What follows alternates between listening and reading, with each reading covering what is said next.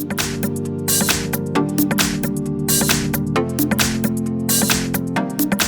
we've got REALME Q2, and let me show you how to change ringtone on the following device.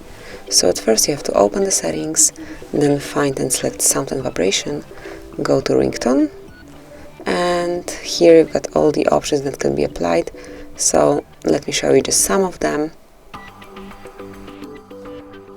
Okay, so I will just volume up the device because it's muted.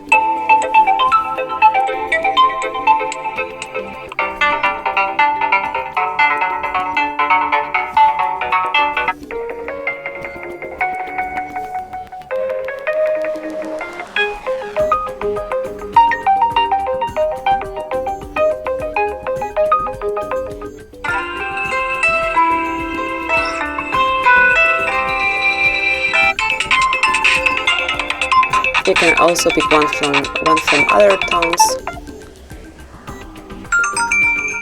but I will choose one from ringtones, just mark it, then go back, and as you can see it has been changed. So this is it, that will be all.